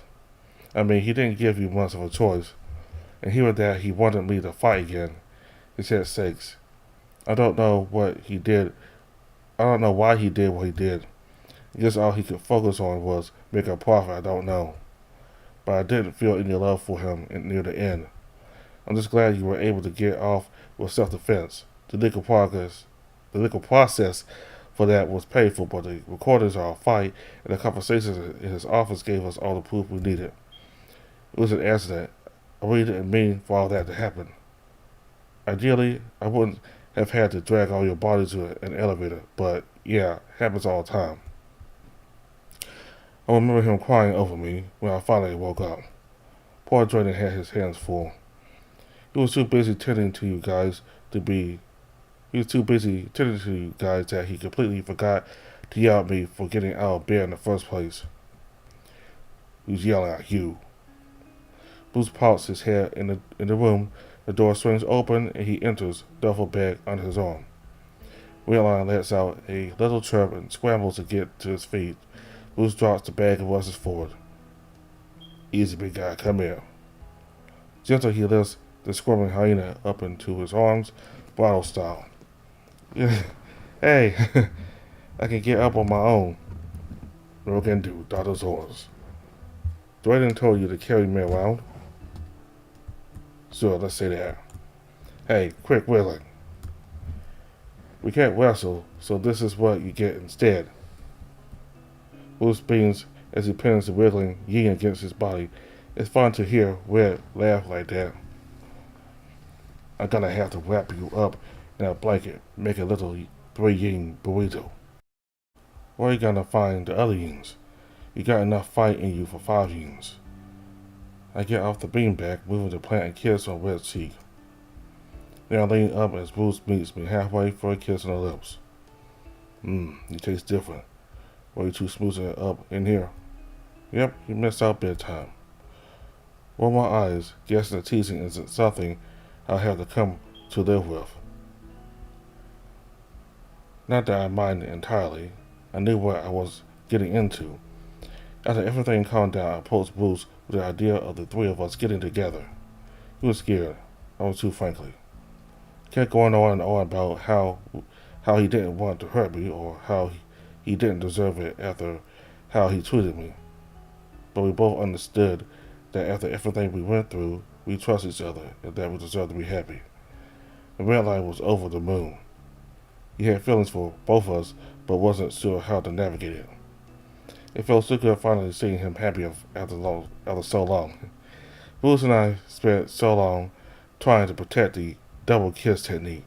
Red nearly exploded when we both planted one of his cheeks at the same time. Careful with him, Bruce. We don't want him breaking before the trip. Boo, you're no fun. You guys decide on where we're going. My grandpa's beach house. Ooh, not bad. You couldn't swim? No, but I got floaties. Bruce grumbles and squeezes him tighter, forcing another squeak from the yin. We can hang out in the store. Attaboy. Dwight is making me keep you responsible, so no getting into trouble. Unless it's really cool or funny. That's the important part. You boys ready to get and move on? I'm all done for the month. My bag's up in Dwight's office. I need to stop there anyway. Gotta get my new fob. Bruce scuffs his duffel bag up, slugging the strap over his shoulder while still carrying Red. Want to lift two, Zan? I don't think there's much space I can walk. Let's scoot then. We make our way down to the hallway and make sure to grab Red's cane before he locks the door up. So how's coaching going? It's going. Not bad, huh? These guys are getting antsy without fights. I got them running laps way too often. Not in a bad way or nothing, just good to help them get the energy out. Get them sparring a bit too, but I make sure to watch them close. And how are the new guys? Adjusted well. Turnover was rough for a bit, but we're making it. I'm glad people are behaving. I wasn't put on this earth to fire people. I don't know about that. You seem to have fun following Theo. He giggles. Poor guy. Yeah, poor innocent little freak. He only tried to kill me twice. At least he went without throwing a tantrum. Cole had to get dragged out. Maybe they'll get to share a prison cell together. That would be cool. Little roommates. Isn't following people part of your job, though? Oh, that's what HR is for. But Theo was supposed to be my assistant, since I'm taking Grandpa's place and all. Hopefully not for long, though. Yeah, how's that hunt for a replacement going? It's going. I can't imagine it'll be easy to find someone that wants to own this place. Especially not after the grisly murder that happened to the last one. That would make a good ghost story. Maybe some kind of co-op situation. Is that even possible for a couple this big? I love you, but we have even less of an idea than you. Maybe I'll bug Lan or Vincent. My brothers know business better than I do. What will you do if you aren't running the place? Well, I can't fight, but I'll figure I'll try to do something else to help the fighters. Some kind of fighter representative or liaison or whatever. Make sure the workers are getting everything they need to do their job right. If something comes up, they can come to me and I can make their needs heard. Both Bruce and I flash a smile at each other. I'm so proud of him. Just want to do what I can, you don't know? I'm not even sure if I can just make up a job like that. Yeah, you'll have to run it by the CEO. Bruce snorts. Fair point. Hopefully all the other changes are gonna go over well too. Well, from the sounds of it, the boxing league is looking pretty good. It is. I can't speak for the other guys, but I'm enjoying it a lot. I'm also enjoying not having to worry about wrestling with a man 3 times my weight. Fang announced an expansion to their current fighting league, so now we feature MMA and boxing matches. The new boxers and coaches have been nice so far. A few of the MMA guys transferred to boxing too, so there's definitely some interest. Hopefully the audience appreciates Fang casting a wider net. I'm gonna miss having you in class. Now who am I gonna demonstrate power bombs on? Hello, I'm right here. I'm about 9% certain that those aren't real in MMA, and about 99% certain Drayden would kill you for suggesting that, Red. I must rather give him a stern talking to, but I'm not afraid to use my claws if need be. Drayden had popped his head out of the door we were walking toward. We were inside Bucky's stairs too, seated up on the bed. As soon as we get in, he hops off and Bruce sets the yin down in his place. Claws aren't allowed in MMA either. Doctor's orders, no getting power dunked, or whatever Bruce was trying to do. Power bomb. We're still working on the lingo. When's your debut gonna be, Doc? Whenever I have the need for a concussive exercise with Bucky, it's hard enough. I drop down the seat and Bruce leans against the wall. Drayden asks Red some questions about his leg. So the training with a boyfriend's going well, huh? Drayden and I are just doing some conditioning, jogging, some weightlifting. Nothing too crazy like what I did with you guys. Unfair treatment, if you ask me.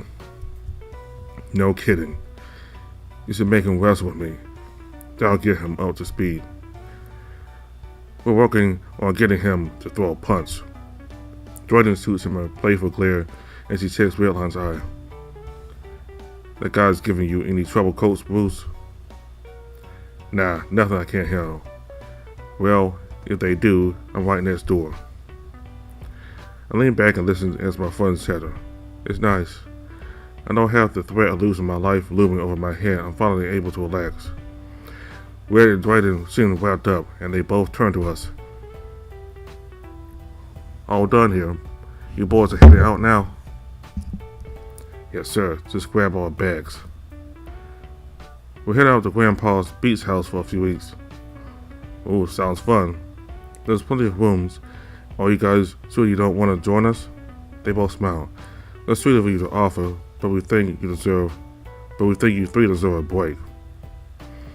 Besides, we got plenty of work to do down here. I got a union meeting in a week, and I think the doctors have one the week after. Yep. Plenty to take care of while we're away. I'm glad we'll be able to get some alone time, and hopefully so will Bucky and Drayden. Are you sure you're okay staying with the company? Bucky laughs. What, you say I should retire? You think I'm old Zen? He grabs my head and wiggles me around. No, I just figured there'd be bad blood between you and the guards. Yeah, you did kind of beat the shit out of them. I wish I got the watch. Nah, it's all water under the bridge. After I put one of them out, the other one backed off. Your coach has still got it. Bucky flexes a bicep and pats it. Drayden blushes and clears his throat. But I think it's more than that too. You struck a chord with us, Sander, the day we had that talk. It's partly our responsibility to help make this place better. Fang can't continue to grow into a possible space if we aren't here to help foster that kind of attitude. So we both agreed we'd be staying with the company to help accomplish that.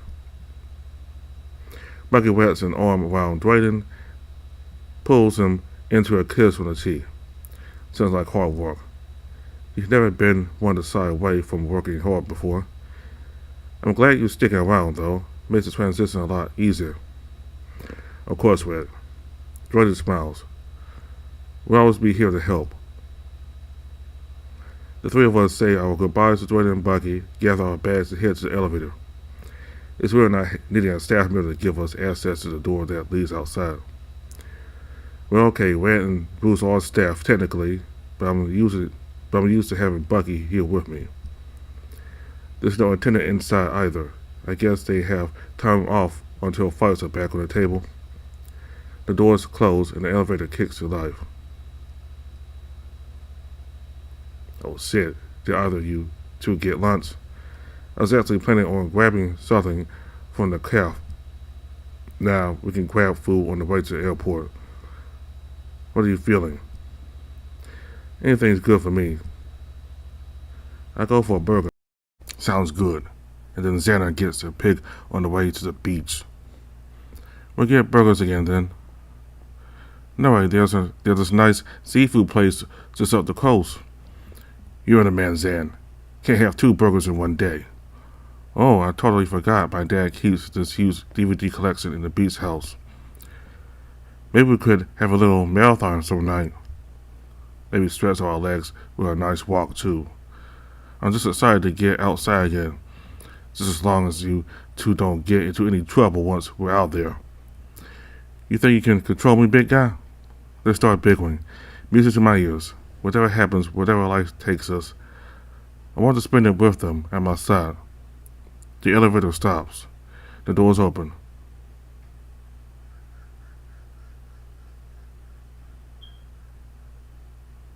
I feel the sun. I see the light of day. And I understand that it was worth it. Everything that's led us to this moment. I will do whatever it takes to feel this again. No matter how often I get knocked down, I keep getting back up. For myself, for Red and Bruce, for those close to me. I'm going to keep living for them. For us.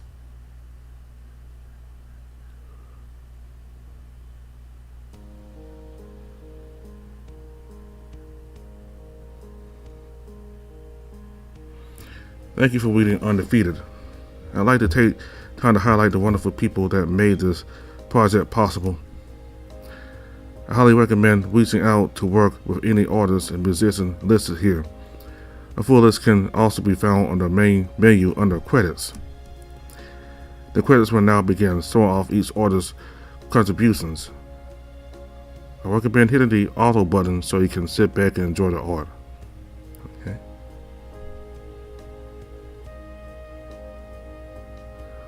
Hunter Husky, our aspiring artist, has done impeccable work bringing these boys to life. Every pose, every expression, every outfit he managed to nail perfectly each time.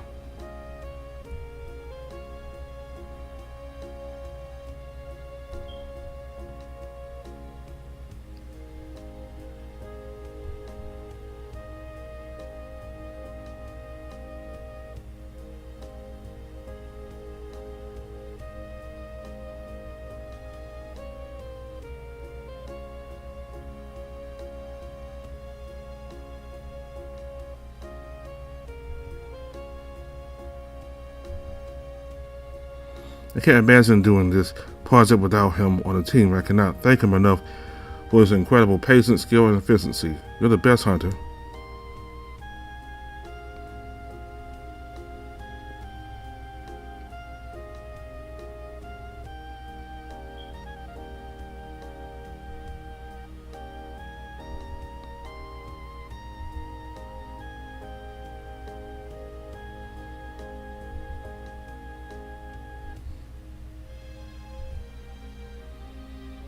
Eric, our main background and CG artist, has been vital to this project.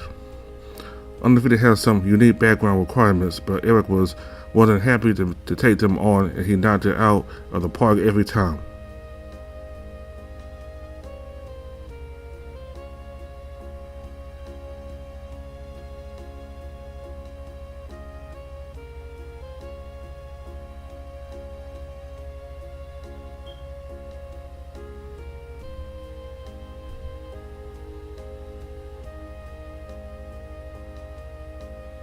I'm forever grateful that Eric was willing to work on the project of this scale. If you're ever in need of high quality backgrounds or illustrations, Eric's been an amazing teammate.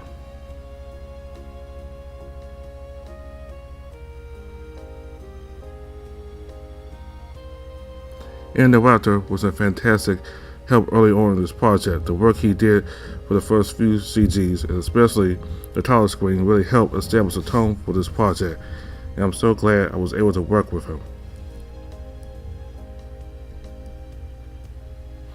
Waffle has been supporting me since day one, drawing fan art before the project was even released. He's even been so gracious as to allow me to post some of that art when new builds go live. I even drew the extra stream to cover up Redline's bits in that one scene. He is an incredibly skilled artist and a wonderful friend. Thank you for everything, Waffle.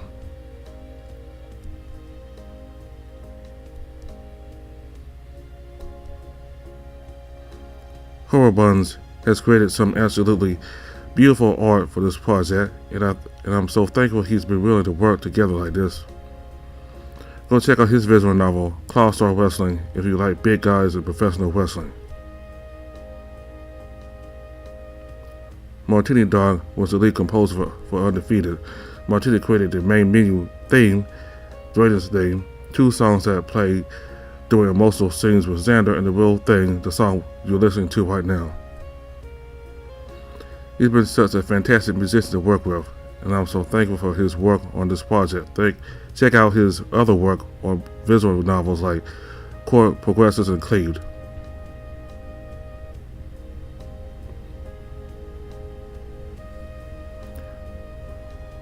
Frank Foth has contributed his work as an artist and musician, and I couldn't be happy with the work he's allowed me to use. He composed Backpedal, Bruce's theme, both versions of the final fight, music, and choke, which plays on the beats with Red. Check out more of Frank's work on his SoundCloud. Voto has been kind enough to provide the custom text and namebox UI. His work has helped make Undefeated feel even more like a complete polished project, and I adore him. I adore how it turned out. I'd also like to thank Scipedo, CSP Kid, and or Stillman for their character design work. Skipit did an amazing job, or SCP Kid did an amazing job with the main cast, and Stillman's design for Harvey was a perfect fit. Robbie Stark created the Fang logo, the first official piece of identity this project has had. He's an exceptionally skilled illustrator, and I highly recommend working with him.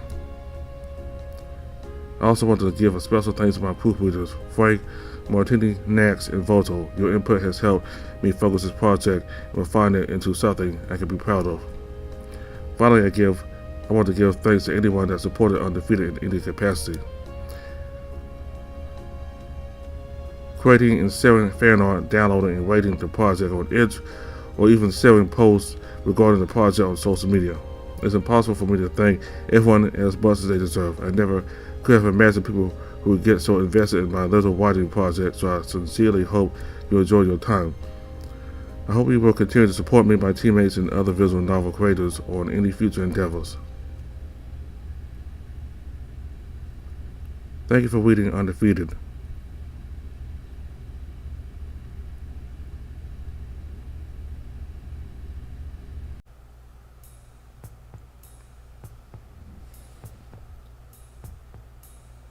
So it's the end of Undefeated. On that part where the creator gave credit to everybody that worked on the project and all the CGs, illustrations, and music, the UI, everything. So I'm happy about the way everything ended. So apparently Xander and Bruce and Redline, all of them are going to be like a threesome, like a couple, like a 3-person couple, you know what I mean? All of them going to be boyfriends, so I was wondering if it was going to end with Redline and Bruce being together, or it was going to end with Redline and Xander being together, but all of them decided to be together.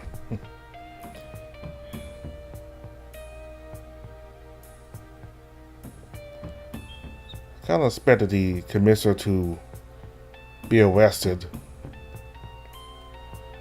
but again, well, one part of me thought he was going to be arrested, but the other part of me thought he was going to get away with it.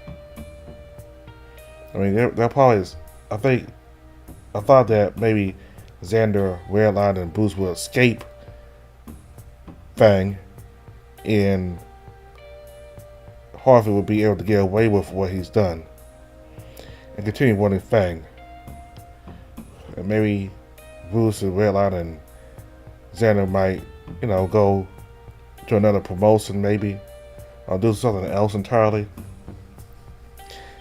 Didn't quite expect for Harvey to be killed, even accidentally killed, because he kind of fell on a sharp glass shard and it stabbed him in the neck. So the CG is doing the fight scene between Harvey and Xander. There's so many colors and it's just so well done. Very well done.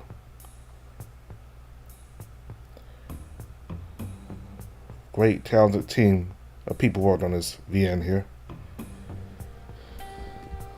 And the creator is a great writer. He wrote the story perfectly. So, yeah.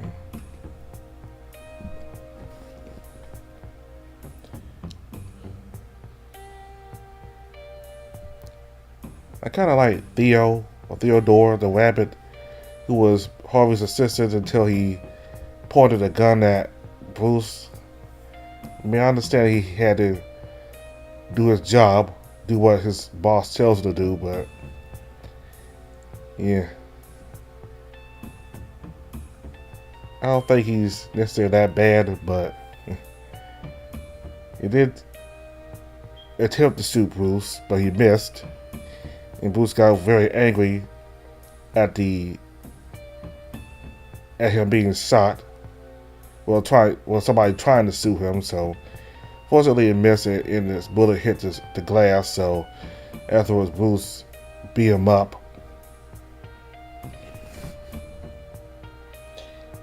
And then Bruce fell 10 feet. He decided to jump 10 feet down to the arena from the glass where Harvey's office was, and he got in the glass that fell into the arena, and he got some glass in his foot, so that was painful for him. He went there to save Xander.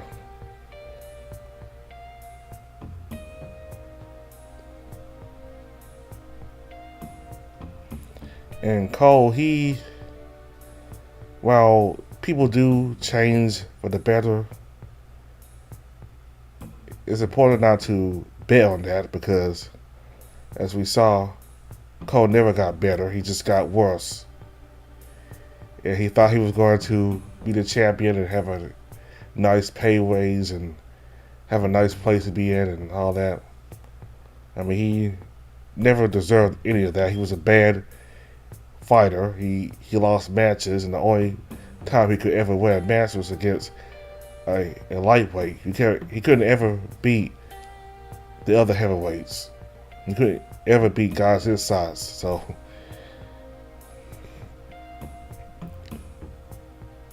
but apparently Cole has fun beating up small guys like Redline. I guess to him it's easy to do that because it's hard for him to beat guys his own size. So he's really a coward. So both him and Theodore are probably going to go to jail. Well, I think they are in jail now. Theodore went without any trouble, but Cole had to be dragged out of there.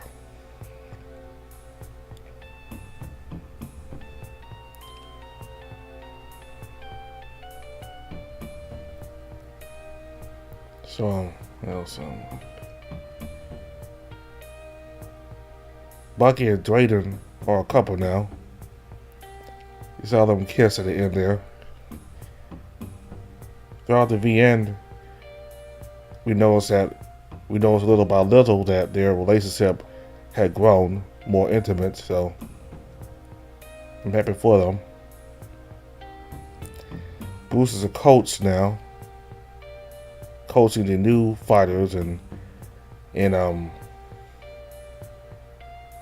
Redline is a new CEO. I think he's the new owner of the Fang League, but I think he's trying to find a new buyer, so I guess he won't own it for long, but he does want to make it better for everybody and to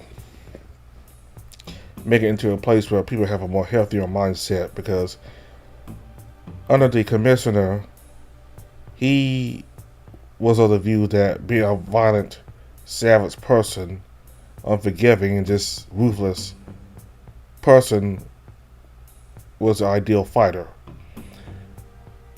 That was what makes somebody a man, and what makes him a real fighter in his mindset.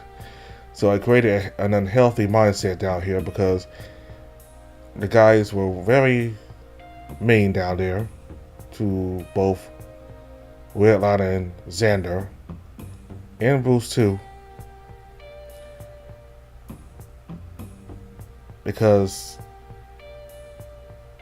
probably because that's how they truly are, but I believe a lot of the people down there also decide to adopt that behavior because the commissioner encourages them to act that way.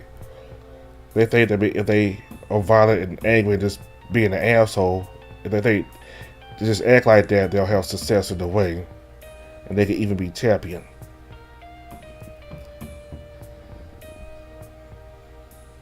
It's an unhealthy mindset, and it just fuels tension and Fang among the fighters.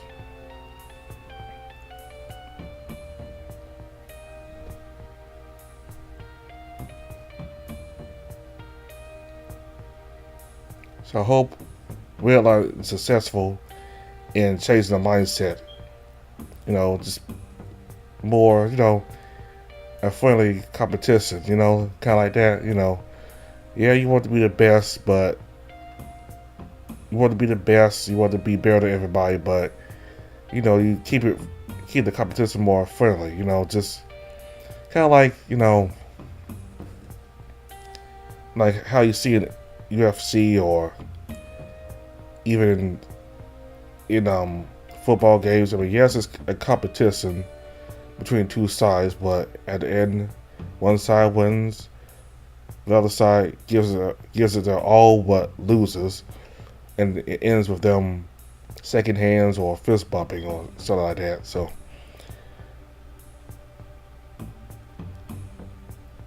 hopefully Redline has better success in that, making it a healthier place, both physically and mentally.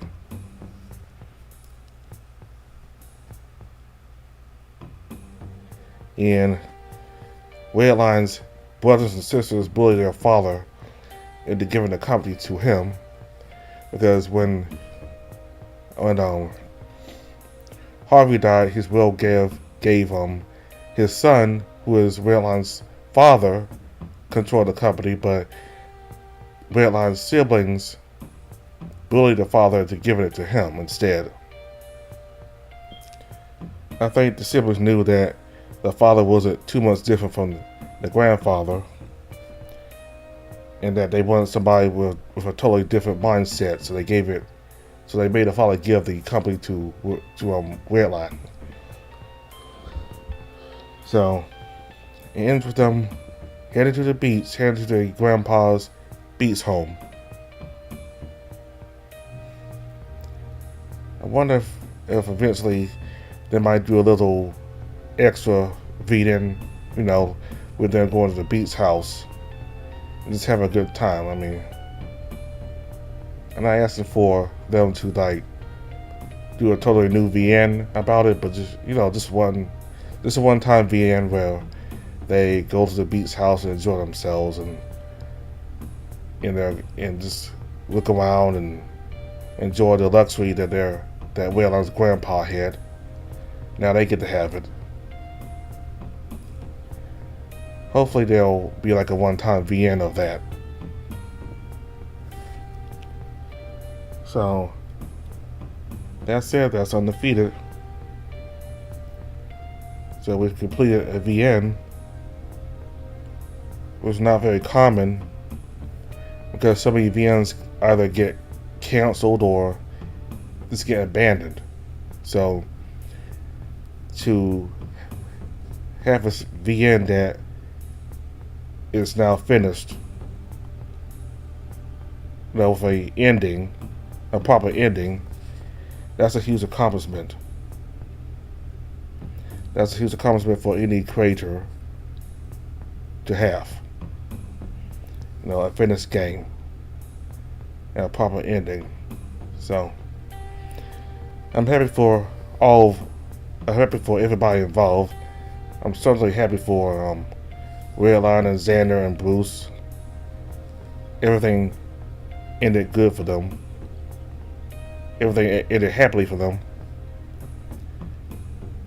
Everything they went through, all the hell and the stress and the BS they went through, they deserve it. I'm really happy for the three of them. So I'm going to stop here and in the video. So we're going to, there won't be another video of Undefeated, so I'm gonna stop here for the final time with Undefeated. So hopefully we'll see Xander and Redline and Bruce at least one more time in the future. So thank y'all very much for watching this entire VN. Goodbye.